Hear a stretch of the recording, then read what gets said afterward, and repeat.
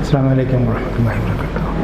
ആദരണീയനായ ദർശനാവലികളെ, ഞങ്ങൾ ചെറുപ്പകാലം മുതൽ വക്കീൽ മാമ എന്ന് വിളിച്ചിരുന്ന എസ് ഷംസുദ്ദീൻ സാഹിബ് അവറുകൾ, സഹോദരന്മാർ, അഷ്റഫ് സാഹിബ്, എനിക്ക് 10 മിനിറ്റ് വേണ്ട. കാരണം ഞാനിത് പഠിച്ച ആളല്ല. ഇത് പഠിക്കേണ്ട ഗ്രന്ഥമാണ് എന്നാണ് എനിക്ക് ഫീൽ ചെയ്തിട്ടുള്ളത്. സാധാരണക്കാരന് മനസ്സിലാക്കാനും ഉൾക്കൊള്ളുവാനും ഉള്ള ഒത്തിരി കാര്യങ്ങൾ ഇതിനകത്ത് പറയുന്നുണ്ട്. Universal declaration of human rights 1948 പ്രഖ്യാപിച്ച ആ ഡോക്യുമെൻറ്റിനെ ഇസ്ലാമിൽ അല്ല ഖുർആനിൽ പ്രതിപാദിച്ചിട്ടുള്ള മനുഷ്യാവകാശങ്ങളുമായി ബന്ധിച്ചിരിക്കുന്ന ഒരു ഡോക്യുമെൻ്റ് ഓഫ് അതോറിറ്റി എന്ന് ഞാൻ പറയുന്നത്. ഞാൻ മനസ്സിലാക്കിയത് അങ്ങനെയാണ്. അല്ലാതെ സാധാരണഗതിയിൽ ഒരു മുസ്ലിമിനോട് പോയിട്ട് നിങ്ങളുടെ കിതാബിൽ എന്താ ഹ്യൂമൻ റൈറ്റ്സ് ഉണ്ടെന്ന് ചോദിച്ചാൽ എനിക്ക് തോന്നുന്നില്ല ആർക്കും അത് എക്സ്പ്ലെയിൻ ചെയ്യാൻ സാധിക്കുമെന്നുള്ളത്. നേരെ മറിച്ച് ആദ്യം അവർ ശ്രദ്ധയിൽപ്പെടുന്നത് ഈ പറഞ്ഞ UDHR ആയിരിക്കും. ഞാനൊക്കെ സ്കൂളിൽ കോളേജിൽ പഠിക്കുന്ന കാലത്ത് ആദ്യം കേട്ടിട്ടുള്ളത് ഏബ്രഹാം ലിങ്കണിൻ്റെ ഇമാൻസിപ്പേഷൻ പ്രൊക്ലമേഷൻ, പിന്നെ ബ്രിട്ടനിലുണ്ടായിരുന്ന മാഗ്ന കാർട്ട. ഇതിൽ കവിഞ്ഞ് ഒരു മനുഷ്യാവകാശ ഡോക്യുമെൻ്റ് ലോകത്തിൽ അവതരിച്ചിട്ടില്ല, ഉണ്ടായിട്ടില്ല എന്നുള്ള ഒരു അതിനുശേഷമാണ് പിന്നെയാണ് ഹജ്ജത്തുൽ വിദാഇലെ പ്രസംഗത്തെ പറ്റിയിട്ട് നമ്മളെ കേൾക്കുന്നത്. കാരണം അത് വായിക്കാനും പഠിക്കാനുള്ള ഡോക്യുമെൻ്റൊന്നും അന്ന് ലഭ്യമായിരുന്നില്ല. പിന്നെ എൻ്റെ ഓർമ്മ ശരിയാണെന്നുണ്ടെങ്കിൽ എറണാകുളം മുസ്ലിം അസോസിയേഷൻ ആണ് ആദ്യമായിട്ട് ഹജ്ജത്തുൽ വിദാഇൻ്റെ മലയാള പരിഭാഷ, ആ പ്രസംഗത്തിന് മലയാള പരിഭാഷ ഒരു കണ്ടർ ഫോമിൽ ഡിസ്ട്രിബ്യൂട്ട് ചെയ്തത്. അഷ്റഫായി പറഞ്ഞ കാര്യങ്ങൾ ഒരു ഉത്ഭുത ക്രൗഡിന് മുമ്പിൽ മാത്രമേ പറയാൻ സാധിക്കുകയുള്ളൂ. മറ്റൊന്നും കൊണ്ടല്ല, ഞാൻ നേരത്തെ പറഞ്ഞ പോലെ ഈ കാര്യങ്ങളിൽ ആൾക്കാർ ബോധഡല്ല, അറിവില്ല, അറിയാനുള്ള ശ്രമം നടക്കുന്നില്ല. മറ്റുള്ളവർ ഓരോ കാര്യങ്ങൾ പറയുമ്പോൾ നമ്മൾ അപ്പോളജറ്റിക്കായിട്ട് തലകുണിച്ച് മറുപടി ഇല്ലാതെ ശരി അല്ലെങ്കിൽ ചിരിച്ചുകൊണ്ട് നിൽക്കുക എന്നല്ലാണ്ട് ഒരു ഇത് കിട്ടുന്നില്ല നമുക്ക്. പക്ഷേ ഇത് വായിച്ച് കഴിഞ്ഞിട്ടുണ്ടെങ്കിൽ നമുക്ക് ഒരു കമ്പാരിറ്റീവായിട്ടുള്ള ഒരു ഐഡിയ നമുക്ക് കിട്ടുന്നത് എന്ത് എവിടെ എങ്ങനെയാണെന്നുള്ളത്. ഞാൻ അഷ്റഫ് സാഹിബ് പറഞ്ഞത് അങ്ങ് റിപ്പീറ്റ് ചെയ്യാൻ ഉദ്ദേശിക്കുന്നില്ല. ഇതിൽ 23 ചാപ്റ്റർ വരെയുള്ളതെല്ലാം ഈ പറഞ്ഞ പോലെ UDHRനായിട്ട് കമ്പാരിറ്റീവ് ആയിട്ടുള്ള കാര്യങ്ങളാണ് പറഞ്ഞിട്ടുള്ളത്. അതിന് ശേഷമുള്ളതാണ് നമുക്ക് മനസ്സിലാക്കാൻ സാധിക്കാതെ പോകുന്നതും മനസ്സിലാക്കാൻ ശ്രമിക്കാത്തതുമായിട്ടുള്ള ഒത്തിരി കാര്യങ്ങളുള്ളത്. ഖുർആൻ ആയത്തുകൾ ഈ വക വിഷയങ്ങളിലെല്ലാം വ്യത്യസ്തമായിട്ടുള്ള പരിഭാഷ എന്നല്ല വ്യാഖ്യാനങ്ങൾ വന്നിട്ടുണ്ട്. നമ്മൾ ചെയ്യേണ്ട കാര്യം പണ്ഡിതന്മാർ പറയാൻ നമ്മൾ പോകണ്ട. At least for the time being നമ്മളൊരു കോമൺ ലോജിക്കുണ്ട്, അത് ഫോളോ ചെയ്തിട്ടുണ്ടെങ്കിൽ ഇതിൽ പറഞ്ഞ പോലെയുള്ള കുറേ വെളിപാടുകൾ നമുക്ക് കിട്ടുമെന്ന് എനിക്ക് തോന്നിയിട്ടുള്ളത്. ബഹുഭാര്യത്തെ പറ്റി പറയുന്നുണ്ട്, മുത്തലാഖിനെ പറ്റിയൊക്കെ പറയുന്നില്ലേ. നമുക്ക് ഇന്ത്യൻ മുസ്ലിം പോപ്പുലേഷനിൽ 1% പേര് ആൾക്കാർ പോലും അവലംബിക്കാത്ത ഒരു കാര്യത്തിനാണ് ഒരു നിയമം ഉണ്ടാക്കിയിരിക്കുന്നത് എന്നാണ് ഞാൻ മനസ്സിലാക്കുന്നത്. അങ്ങനെ ഔട്ട് ഓഫ് കോണ്ടെക്സ്റ്റിലുള്ള കുറേ കാര്യങ്ങൾ എടുത്തിട്ട് ഇസ്ലാമിനെ വിമർശിക്കാനും സമൂഹത്തിൽ പ്രശ്നങ്ങൾ ഉണ്ടാക്കുവാനുള്ള ആസൂത്രിതമായ ഒരു പ്രവർത്തന രീതി.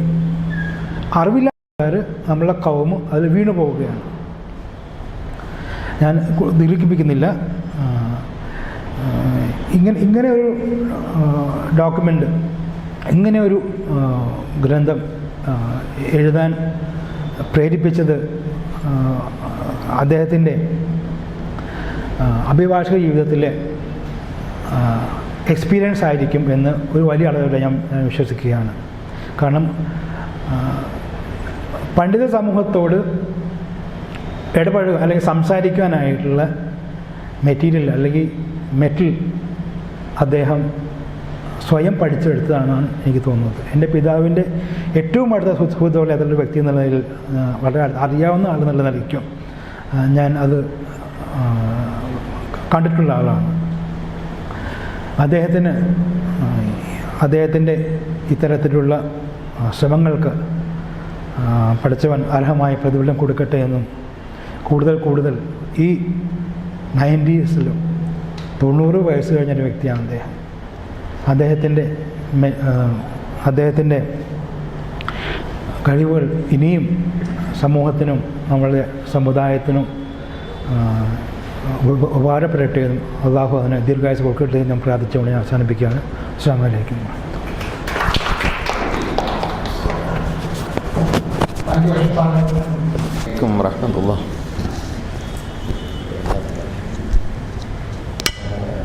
അധ്യക്ഷൻ, ബഹുമാനനായ ജസ്റ്റിസ്, മറ്റ് സഹോദരങ്ങളെ, സഹോദരികളെ,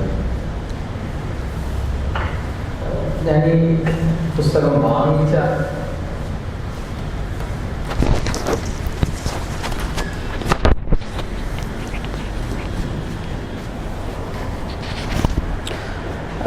വാങ്ങിച്ച അന്ന് തന്നെ വായിക്കാൻ തുടങ്ങിയ ഒരാളാണ്.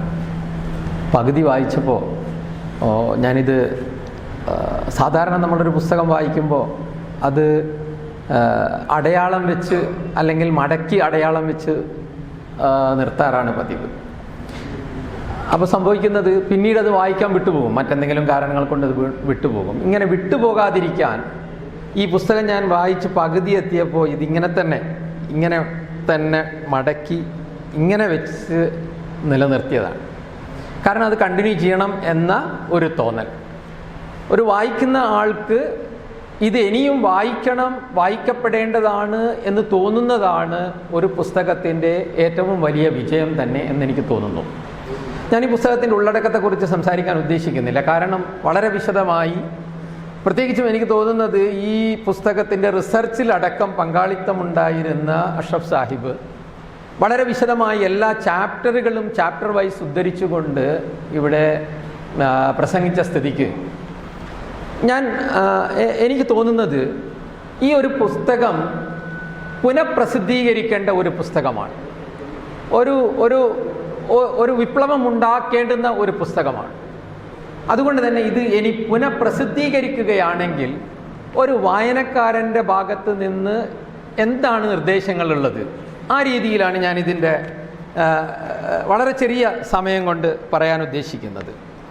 ഈ പുസ്തകം സബ്ജക്റ്റ് വൈസ് വളരെ ഗംഭീരമാണ്, വളരെ റിലവൻ്റാണ്. പ്രസിദ്ധീകരിച്ച കാലഘട്ടം എന്ന് പറയുന്നത് ഏറ്റവും റിലവൻ്റായ ഒരു കാലഘട്ടത്തിൽ തന്നെയാണ് ഇത് പ്രസിദ്ധീകരിച്ചിരിക്കുന്നത്.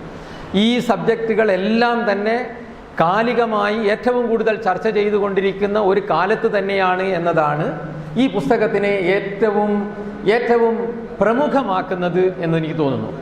2 പുസ്തകങ്ങളാണ് ഇതേ പേരിൽ 2 പുസ്തകങ്ങളാണ് ഇന്ത്യയിൽ ഉള്ളത്.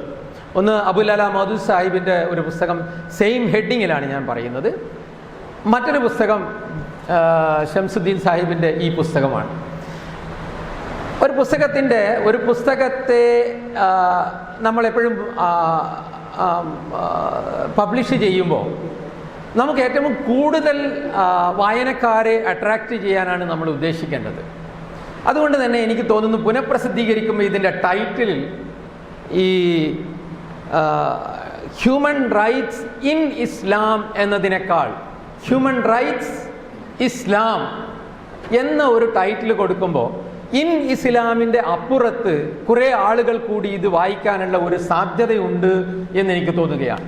ഇതിനെ കുറച്ചുകൂടി ഒന്ന് ഔട്ട്റീച്ച് ചെയ്യേണ്ടതുണ്ട്, പുറത്തേക്ക് എത്തിക്കേണ്ടതുണ്ട് എന്നെനിക്ക് തോന്നുന്നു. അതുകൊണ്ട് ആ ടൈറ്റിൽ കുറച്ചുകൂടി അങ്ങനെ ആക്കുന്നെങ്കിൽ നന്നായിരിക്കും എന്നെനിക്ക് തോന്നുകയാണ്. മറ്റൊരു കാര്യം, ഇതിൽ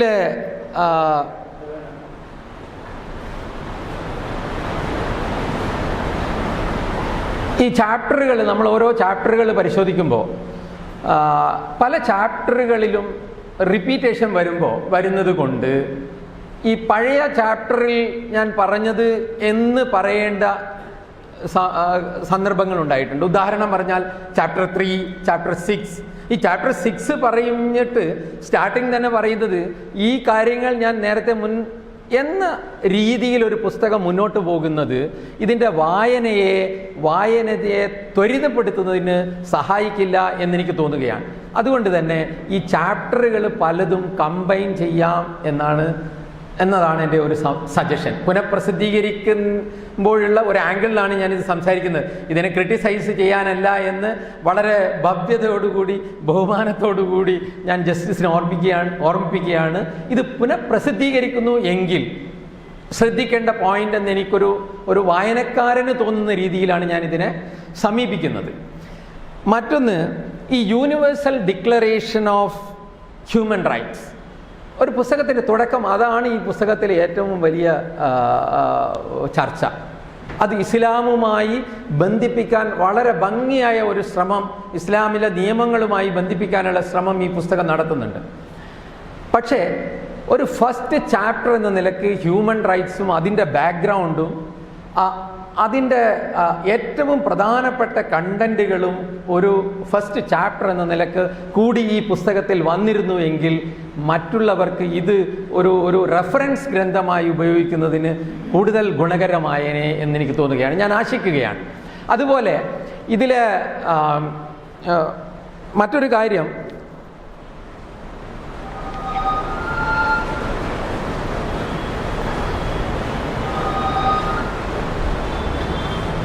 പിന്നെ ഇതാണ് കണ്ടന്റ് വൈസിൽ എനിക്ക് പറയാനുള്ളത്. വളരെ ഇമ്പോർട്ടൻ്റ് ആയിട്ടുള്ള കാര്യങ്ങൾ മാത്രം, ചില കാര്യങ്ങൾ ഉണ്ടായിരുന്നു, ഞാൻ സ്കിപ്പ് ചെയ്യാൻ. പിന്നെ അവസാനമായി ഈ 22ാമത്തെ ചാപ്റ്റർ അല്ലേ അഷ്റഫ് സാഹിബ്, 22ാമത്തെ ചാപ്റ്റർ, അതാണ് ശരിക്കും വിപ്ലവം ഉണ്ടാക്കേണ്ടത്. അത് ആ രീതിയിൽ പറയാൻ ജസ്റ്റിസ് കാണിച്ച ധൈര്യത്തെയാണ് ഞാൻ അഭിനന്ദിക്കാനും, അതുപോലെ തന്നെ അതൊരു വിപ്ലവമായി മാറേണ്ടുന്ന വിഷയങ്ങൾ തന്നെയാണ് ജസ്റ്റിസ് സൂചിപ്പിച്ചിരിക്കുന്നത്. അതിലെ അഡൾട്ടറി, അപ്പോസ്റ്റസി, ബ്ലാസ്ഫമി, അതേപോലെ തന്നെ ഇജ്തിഹാദിൻ്റെ വഴി അഷ്റഫ് സാഹിബ് പറഞ്ഞു. ഇജ്തിഹാദിൻ്റെ വാതിലുകൾ കൊട്ടിയടച്ചു എന്ന് നമ്മൾ പറയുന്നുണ്ടെങ്കിൽ നമ്മൾ കാലികമായ ഒരു മതമാണ് എന്ന് പറയുന്നതും നിർത്തേണ്ടതുണ്ട്. ഇജ്തിഹാദ് തന്നെയാണ് ഇത് കാലികമാക്കുന്നത്, ഈ മതത്തെ കാലികമാക്കുന്നത്. ആധുനിക കാലത്ത് നമ്മൾ ഈ ആധുനിക ജനാധിപത്യ സാമൂഹ്യക്രമത്തിൽ ഇസ്ലാമിനെ ആ രീതിയിൽ തന്നെ നമ്മൾ അവതരിപ്പിക്കുകയും ആ രീതിയിൽ തന്നെ നമ്മുടെ ചിന്തകളെ അതുമായി സമരസപ്പെടുത്താൻ നമ്മൾ ശ്രമിക്കേണ്ടതുമുണ്ട്. ആധുനിക കാലത്തെ നന്മകളുമായി അതിൻ്റെ ഡെഫിനിഷനുമായി ഇതിനെ കോറിലേറ്റ് ചെയ്യേണ്ടതുണ്ട്.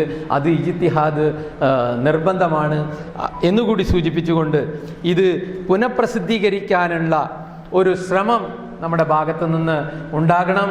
അതിന് സർവശക്തൻ അനുഗ്രഹിക്കട്ടെ, അതിനുള്ള ആരോഗ്യമുണ്ടാകട്ടെ, അതിനുള്ള മനസ്സുണ്ടാകട്ടെ എന്ന് മാത്രം പറഞ്ഞുകൊണ്ട് ആശംസിച്ചുകൊണ്ട് ഞാൻ നിർത്തുന്നു. അസ്സലാമു അലൈക്കും വറഹ്മത്തുള്ളാഹി വബറകാതുഹു.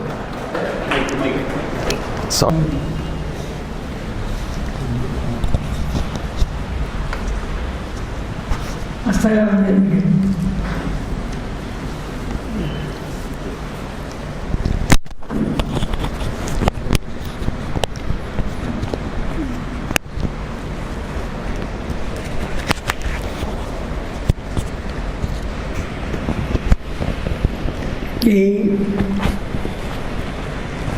ഗ്രന്ഥം രചിക്കാനുണ്ടായ കാരണത്തെ സംബന്ധിച്ച് ഞാൻ ആമുഖത്തിൽ തന്നെ പറഞ്ഞിട്ടുണ്ട്. ഇസ്ലാമിൻ്റെ മനുഷ്യാവകാശങ്ങളെ സംബന്ധിച്ചുള്ള പരികൽപ്പനകൾ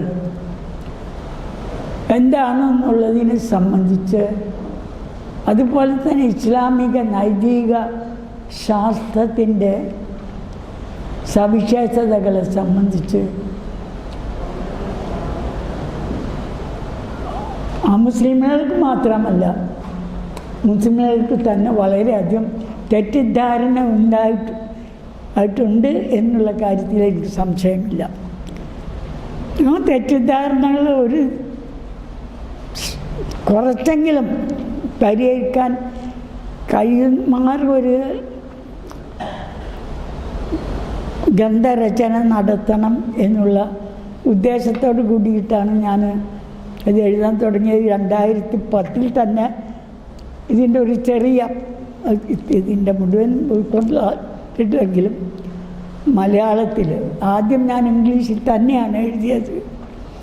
ഇംഗ്ലീഷ് എഴുതിയപ്പം അത് അന്ന് സീനിയർ അഡ്വക്കറ്റായ കാളീശ്വരൻ രാജന് അടിച്ചു കൊടുത്തു. അദ്ദേഹം പറഞ്ഞു വളരെ നന്നായിട്ടുണ്ട്, നിങ്ങൾ അത് ഉടനെ തന്നെ പബ്ലിഷ് ചെയ്യണം എന്ന് അദ്ദേഹം എന്നോട് പറഞ്ഞു. പക്ഷെ പിന്നീട് എൻ്റെ ഒരു സുഹൃത്ത് ഷുക്കൂർ വന്നിട്ട് പറഞ്ഞു മലയാളത്തിലാണ് ആദ്യം വേണ്ടത്. അങ്ങനെ മലയാളത്തിൽ വേണമെന്ന് അദ്ദേഹം പറഞ്ഞപ്പോൾ എനിക്കത് ശരിയാണെന്ന് തോന്നി. അങ്ങനെ വീണ്ടും മലയാളത്തിൽ കുത്തിക്കുറക്കാൻ തുടങ്ങി. അങ്ങ് 2010 മലയാളത്തിൽ എഴുതി തീർത്തു. അതിന് ഒരവതാരിക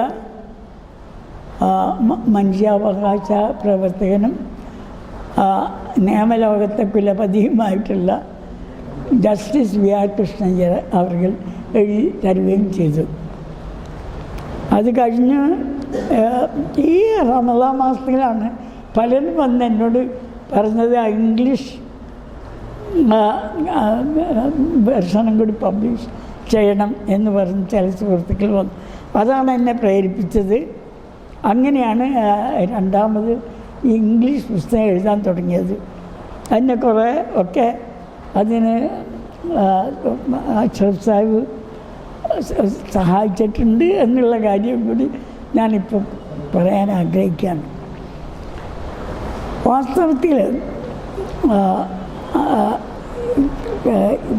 യഥാർത്ഥം എനിക്കിപ്പോൾ ഇവിടെ ഇരിക്കുമ്പോൾ തോന്നുന്നു ഞാൻ വളരെ താമസിച്ചു അങ്ങോട്ട് പ്രസംഗിക്കാൻ ഉദ്ദേശിക്കുന്നൊന്നുമില്ല. പക്ഷേ ഇസ്ലാമിക് സെമിനാർ നടത്തിയിരുന്നു. അതിൻ്റെ ജനറൽ സെക്രട്ടറി ആവാൻ എനിക്ക് അവസരം കിട്ടിയിട്ടുണ്ട്. കെ മുഹമ്മദ് സാഹിബ് നമ്മളെ ഇർഷാദിൻ്റെ വാപ്പാട് ജ്യേഷ്ഠൻ അതിൻ്റെ ജനറൽ സെക്രട്ടറി ആയിരുന്നു. ഞാനും ജനറൽ സെക്രട്ടറി ആയിട്ടുണ്ട്. അവിടെ തുറന്നുള്ള സംസാരം എല്ലാ തരത്തിലുള്ള ആളുകളും, പ്രത്യേകിച്ചിട്ട് NP മുഹമ്മദിനെ പോലുള്ള ആളുകൾ വളരെയധികം ശരീഅത്തിനെ ക്രിട്ടിസൈസ് ചെയ്ത് സംസാരിച്ചിട്ടുണ്ട്. സുന്നികളും മുജാഹിദുകളും ജമാഅത്ത് ഇസ്ലാമികളും ഒക്കെ ചേർന്ന് വളരെ തുറന്ന സംസാരങ്ങൾ ഉണ്ടായിട്ടുള്ള 4-5 സെമിനാറുകൾ നടന്നു. അത് വലിയ ഒരു സംരംഭമായിരുന്നു. അത് വലിയൊരു നവോത്ഥാനത്തിന് തന്നെ വഴിവെക്കുണ്ടായി. ഗഫൂർ സാഹിബ് തന്നെ പറഞ്ഞത് MES തന്നെ സ്ഥാപിക്കാൻ അവിടെ സെമിനാറിൽ ഒന്ന് ഉയർന്നു വന്നിട്ടുള്ള ആശയങ്ങൾ ആണ് എന്നാണ്. ഇവിടെ നമുക്ക് നോക്കാനുള്ളത് വാസ്തവത്തിൽ ഇസ്ലാമിൽ അതിൻ്റെ പുസ്റ്റയും പ്യൂരിറ്റിയിൽ കാണേണ്ടത് വളരെ ആവശ്യമാണ്. നമ്മുടെ മഹാന്മാരായിട്ടുള്ള കർമ്മശാസ്ത്രജ്ഞർ ചെയ്തിട്ടുള്ള സേവനങ്ങളെ നമ്മൾ അവഗണിക്കുന്നില്ല. അവർ പല കൃത്യമായിട്ട് ഒരു ചട്ടക്കൂട്ടിൽ നിയമങ്ങൾ ക്രോഡീകരിക്കാൻ വേണ്ടി ശ്രമിച്ചിട്ടുണ്ട്. പക്ഷേ അവരെഴുതിയതും ചിന്തിച്ചതിനും അപ്പുറം വേറൊന്നുമില്ല. തഖ്ലീദ് ഇജ്തിഹാദിൻ്റെ കാലഘട്ടം കഴിഞ്ഞു എന്നുള്ള ചിന്താഗതി വാസ്തവത്തിൽ സമുദായത്തിൻ്റെ പുരോഗതിയെ തീർത്തും ഇല്ലാതാക്കുന്ന ഒരു സംഗതിയായിരുന്നു എന്നുള്ള കാര്യം സംശയമില്ല. ഇജ്തിഹാദ് വാസ്തവത്തിൽ ഇസ്ലാമിൻ്റെ ആത്മാവാണെന്നാണ് മുഹമ്മദ് ഇക്ബാൽ സാഹിബ് construction of thought in Islam എന്ന ഗ്രന്ഥത്തിൽ പറഞ്ഞത്. ഖുർആനിൽ തന്നെ പറഞ്ഞത് നബി എന്താ ഹിക്മത്തും അതുപോലെ തന്നെ കിതാബും പഠിപ്പിക്കുന്നു എന്നാണ്. ഈ ഹിക്മത്ത് എന്ന് പറയുന്നത് ആണ് വാസ്തവത്തിൽ കാലാകാലങ്ങളിലുള്ള പ്രശ്നങ്ങൾ വിശുദ്ധ ഖുർആൻ്റെ അടിസ്ഥാനത്തിലും സ്വതന്ത്രമായി ചിന്തിച്ച് അതിന് ഖുർആനിൽ കാണാത്ത ഇല്ലാത്ത കാര്യങ്ങൾക്ക് പരിഹാരം കാണാനുള്ള ഒരു പരിജ്ഞാനത്തെയാണ് വാസ്തവത്തിൽ ഇജ്തിഹാദ് കൊണ്ട് ഉദ്ദേശിക്കുന്നത്.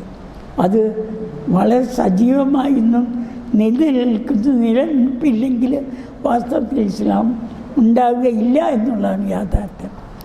ഇവിടെ അതിന് നിർഭാഗ്യവശാൽ പല കോണുകളിൽ നിന്നും കൺസർവേറ്റീവായിട്ടുള്ള ആളുകൾ നിർഭാഗ്യവശാൽ തടസ്സങ്ങൾ സൃഷ്ടിക്കുന്നുണ്ട്. സ്വതന്ത്രമായ ചിന്തക്ക് തടസ്സങ്ങൾ സൃഷ്ടിക്കുന്നുണ്ട് എന്നുള്ളൊരു യാഥാർത്ഥ്യമാണ്. ഈ പുസ്തകം എഴുതുമ്പോൾ കഴിയുന്നതും ഇസ്ലാമിനെ സംബന്ധിച്ചിടത്തോളം മറ്റ് മതത്തിൽപ്പെട്ട വിദഗ്ധന്മാർ പറഞ്ഞിട്ടുള്ള കാര്യങ്ങൾ കൂടുതൽ പ്രൊജക്റ്റ് ചെയ്യാൻ ഞാൻ ശ്രമിച്ചിട്ടുണ്ട്. മുസ്ലിങ്ങൾ അതിന് വീരമന്ത്രി അദ്ദേഹം ശ്രീലങ്കയിലെ സുപ്രീം കോടതി ജഡ്ജായിരുന്നു. അദ്ദേഹം അന്താരാഷ്ട്ര കോടതിയിലെ മെമ്പറും അതുപോലെ തന്നെ അതിൻ്റെ വൈസ് പ്രസിഡന്റ് ആയിരുന്നു. അദ്ദേഹം എഴുതിയിട്ടുള്ള മനോഹരമായിട്ടുള്ള ഒരു പുസ്തകമാണ് ഇസ്ലാം ജൂറിസ്പ്രുഡൻസ് ഇൻ്റർനാഷണൽ പെർസ്പെക്റ്റീവ് എന്ന പുസ്തകം. അതിനെ ഞാൻ വളരെയധികം വളരെ ദീർഘമായിട്ട് അവിടെ കോട്ട് ചെയ്തിട്ടുണ്ട്. അതിൽ അദ്ദേഹം പറയുന്നത് വിശുദ്ധ ഖുർആനും അതുപോലെ തിരുസുന്നത്തും തന്നെ വാസ്തവത്തിൽ ആധുനിക കാലഘട്ടത്തിൽ എല്ലാ മനുഷ്യാവകാശങ്ങളും വളരെ വ്യക്തമായിട്ട് അതുകൊണ്ട് സ്ഥാപിക്കാൻ കഴിയും. ഒരു മഹത്തായിട്ടുള്ള ഒരു മനുഷ്യാവകാശ പ്രഖ്യാപനം അതിൽ നിന്ന് തന്നെ നടത്താൻ കഴിയുമെന്ന് അദ്ദേഹം പറഞ്ഞിട്ടുണ്ട്. അടിവരയിട്ടിട്ട് അദ്ദേഹം പറഞ്ഞിട്ടുണ്ട്. സമയമില്ലാത്തതുകൊണ്ട് ഞാൻ ദീർഘിപ്പിക്കുന്നില്ല. ഇനിയും ഇത്തരത്തിലുള്ള സംവാദങ്ങൾ വാസ്തവത്തിൽ പ്രത്യേകിച്ചും ഫ്രൈഡേ ക്ലബിനെ പോലെയുള്ള ഒരു സംഘടനയുടെ ഉദ്ദേശം തന്നെ ഇതാണ്. ദൈക്ഷണിക മണ്ഡലത്തിൽ നമ്മുടെ സമുദായത്തെ തിങ്ക് ടാങ്കിനെ ഉണ്ടാക്കി തീർക്കൽ അത് വലിയ പ്രധാനമായിട്ടുള്ളൊരു കാര്യമാണ്. അതുകൊണ്ട് നേരത്തെ സൂചിപ്പിച്ചല്ലോ, ഒരു യുദ്ധത്തിൽ മരിച്ചപ്പോൾ ഒരുപാട് സ്ത്രീകൾ അനാഥകരായി. അവരെ രക്ഷിക്കാൻ വേണ്ടിയിട്ട്